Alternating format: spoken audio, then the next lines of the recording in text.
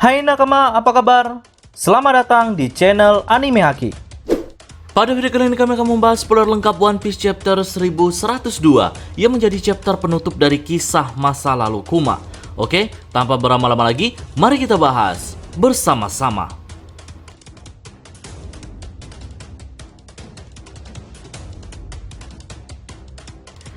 Judul pada chapter kali ini yaitu Kehidupan Kuma.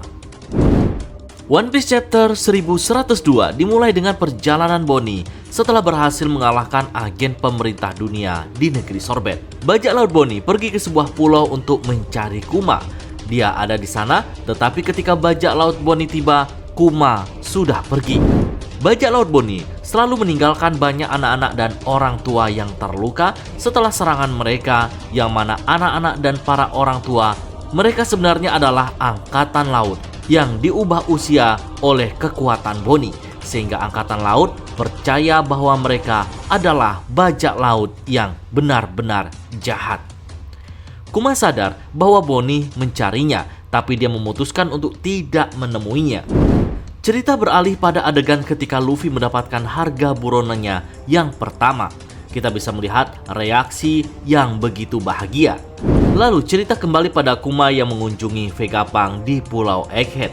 Vegapunk menunjukkan kepadanya pasukan pasifista yang sudah diproduksi dan mereka berbicara tentang insiden Enies Lobby. Kuma mengungkapkan kepada Vegapunk bahwa Luffy adalah anak Dragon. Kuma tahu tidak ada gunanya menyembunyikan informasi dari Vegapunk karena dia sudah berjanji untuk memberikan semua ingatannya kepada Vegapunk. Melihat tingkah Luffy seperti itu, Vegapunk hampir tidak percaya jika Luffy adalah anak dari Dragon. Kuma mengatakan, aneh sekali bagaimana seorang anak laki-laki dengan kekuatan karet melawan pemerintah dunia sama seperti Nika yang legendaris. Karena Kuma tahu jika ciri-ciri Nika adalah memiliki tubuh yang elastis, dan Vegapunk sepakat dengan perkataan Kuma barusan. Kemudian kita beralih kepada insiden Trailerback. Kita melihatnya dari sudut pandang Kuma. Dari kejauhan, Kuma melihat kru topi Jerami bertempur melawan Moria. Setelah kejadian tersebut, Kuma menerima telepon dari Denden Mushi yang berisi perintah untuk bersiap-siap berperang melawan bajak laut Shirohige. Lalu cerita beralih pada insiden Sabaody.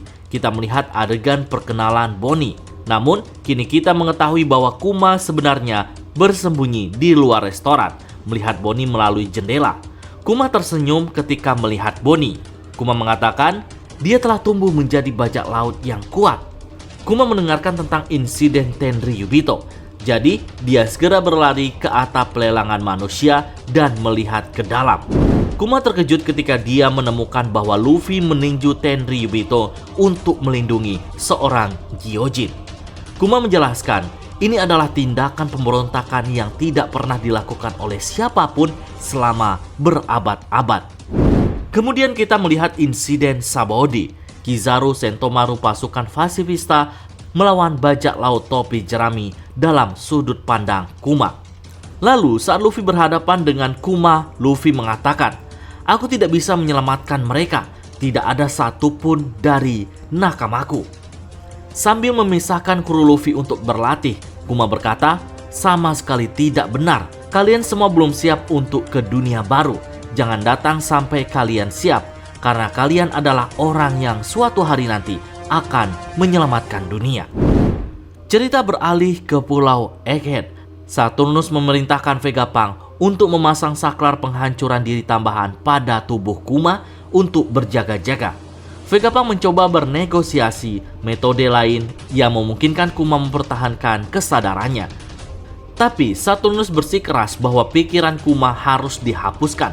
Saturnus mengatakan jika ia juga seorang ilmuwan, tidak ada gunanya kalau mencoba membohongiku Vegapunk. Di hari terakhir kehidupan normalnya, tepat sebelum perang puncak di Marineford, Kuma dan Vegapunk saling mengucapkan selamat tinggal. Vegapunk memprogram Kuma untuk pergi melawan bajak laut Shirohige dalam perang. Tapi Kuma meminta Vegapunk untuk memprogramnya untuk melindungi Tonsan Sani juga.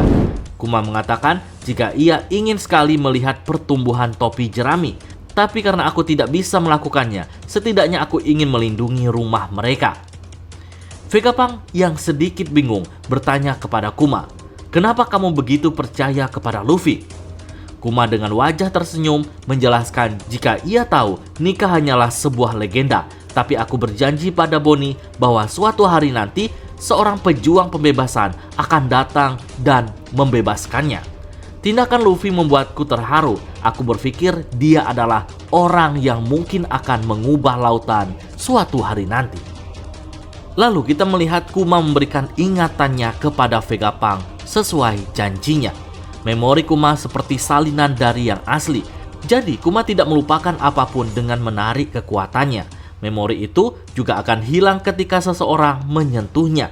Jadi Vegapunk mengembangkan sistem untuk mengamati dan mempelajarinya tanpa menyentuh bola ingatan itu sendiri.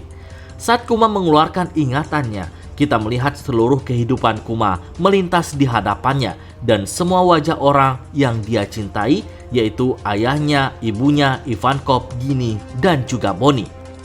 Dalam adegan emosional, kita melihat Vegapunk menarik tuas mesin sambil menangis. Mesin tersebut memulai menghapus kesadaran Kuma. Ada sinar cahaya yang menyinari Pulau Egghead sama seperti di gereja Kuma ketika ia menerima serangan dari orang-orang. Semua ilmuwan dan Sentomaru memberi penghormatan terakhir kepada Kuma.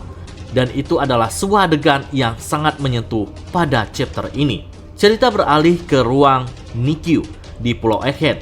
Bola dengan memori Kuma telah hilang dan Bonnie menangis di lantai. Chapter 1102 diakhiri dengan kata-kata terakhir Kuma yang ia minta kepada Vegapunk untuk disampaikan kepada Bonnie. Selamat ulang tahun yang ke-10, Bonnie. Oke, sekian dulu spoiler lengkap kali ini. Nantikan pembahasan menarik lainnya pada video selanjutnya.